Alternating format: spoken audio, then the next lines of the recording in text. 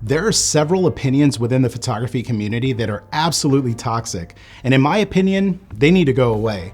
That's why in today's video, I'll cover 5 of the most common opinions that must be destroyed if we want to elevate our craft. Big thank you to Professional Photographers of America for sponsoring this video, but more on that later. The first one on my list is this opinion that you can't take a bad photo of a beautiful subject. If I had $1 for every time I heard or read a comment saying, "If you can't take a good photo of that beautiful model, you should sell your camera," there's a lot about this opinion that I believe is short-sighted and just plain wrong. Believe it or not, there are bad photos taken of beautiful people every single day by people who are uncomfortable with their camera equipment, people who might be socially awkward, and by people who lack the technical and artistic skill to take a quality photograph. We've all been there at some point in one or more of these areas. So to see a photo and assume that the subject can never look bad in a photo is just plain silly. It happens all the time. I'm sure if you really sit and think about it, you could think of someone you know who is a good-looking person, but for whatever reason, it doesn't translate in a photo that they've taken. There are great photos taken of normal, everyday people, just like there are bad photos taken of what some might call beautiful people. I think when photographers say this, it's also possible that it's like a passive-aggressive comment directed towards you as the photographer. They're trying to take away any credit that might be due to you and give all of the props to the subject as if like the camera just set itself up and it took the photo all by itself. If you've ever had this opinion and more importantly expressed it in some kind of way to someone else, please stop. There's no reason to try and put someone else down or give like a backhanded compliment like this. If you've ever heard someone say something like this to you about your work, don't let it get to you, okay? Stay focused on improving your photography and don't worry about what these like passive-aggressive haters might be saying. That last one got me a little bit worked up, just like this next opinion that I hear far too often, which is the opinion that someone's work is better than someone else's. I tend to see this a lot in Facebook photography groups where a photographer might comment on someone else's photo and tell them how they would have done this or done that so much better. Sometimes the conversation starts up and they'll just flat out say that they think they are better photographers than that other person or that their opinion weighs more than that other person. The egos that I've seen in parts of the photography community just boggle my mind. You know, if you're watching this and if you've ever said or thought that your work was better than someone else's, and you took that next step by actually saying that to someone else in any kind of way, the following message is for you. Your ego is an enemy. Photography as an art form is subjective. There are obviously going to be photographs that you like and others that you really hate for one reason or another.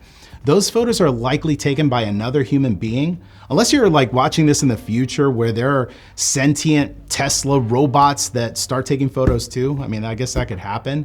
But my point being that some people's entire passions in life are put into the photographs that they produced, and telling them that their work sucks or that yours or someone else's that you know is better, listen, it's just plain rude. Keep your opinions to yourself, please, and who knows, the world might actually be a better place for it. If you've been on the receiving end of this opinion, I know that even though you might try to hide it, hearing or reading it probably burns a little bit inside. Listen, don't let the opinions of any one person take you out of the game, and don't fall into that trap of comparing yourself to other people. Let me cool off for a second here and tell you that our photography community as a whole is filled with some really great people.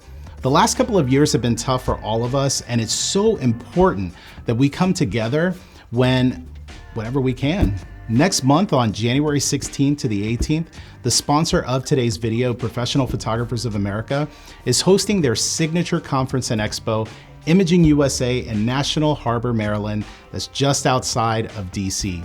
And this year you could score a free pass to their expo, which will host 100 exhibitors featuring the latest photography products and services, mini educational sessions to give you tips and advice for your business and craft, along with a photography exhibit that will include the work of famed former White House photographer Pete Souza.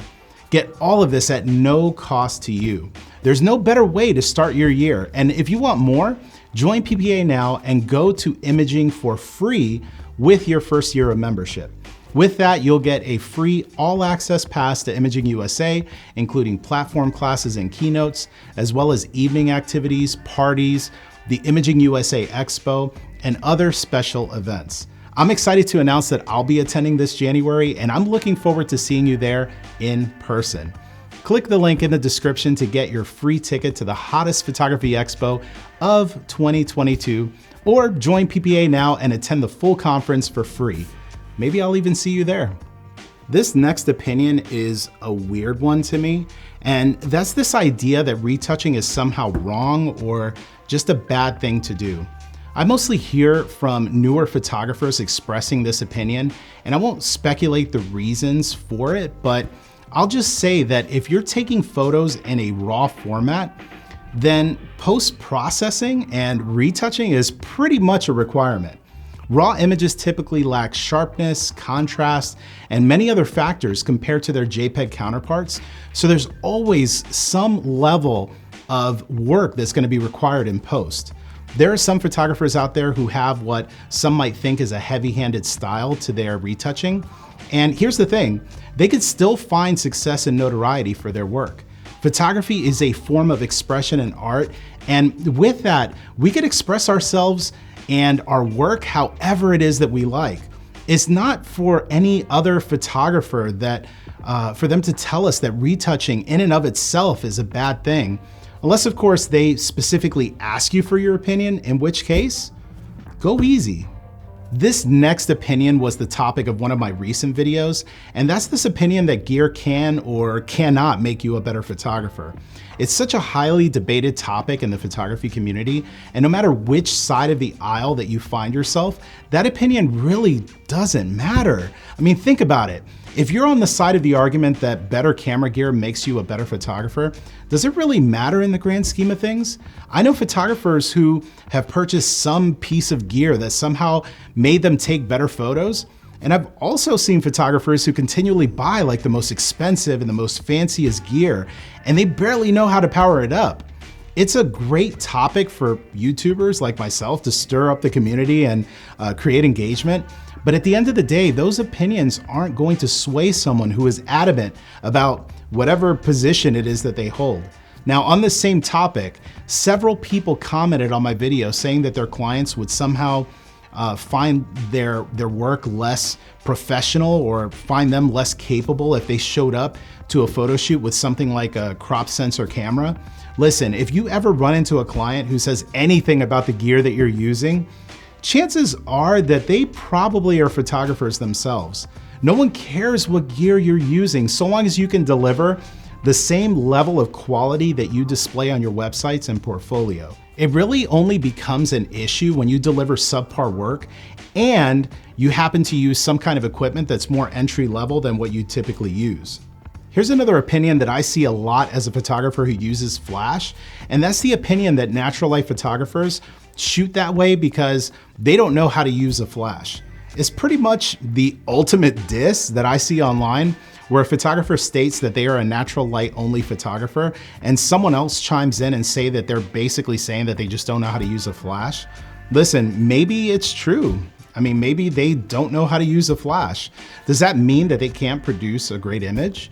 I know several so-called natural light photographers that shoot that way because it truly is the style that they love. Just like I know some people that go to an ice cream shop and it has hundreds of different flavors available, but yet they still choose a vanilla ice cream cone in a waffle cone.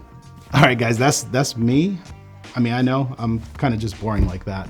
Seriously though, who cares if a person identifies as a natural light only photographer or if they are strobists who only use flash? It really doesn't matter. If they're creating images in a way that they like, in a way that speaks to their heart, then our opinions really don't matter.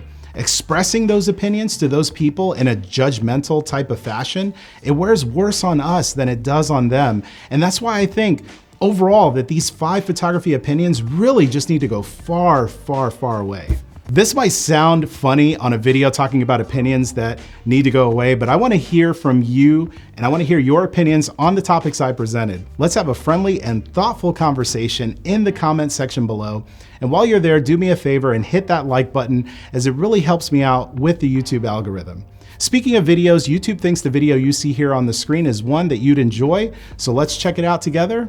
See you there.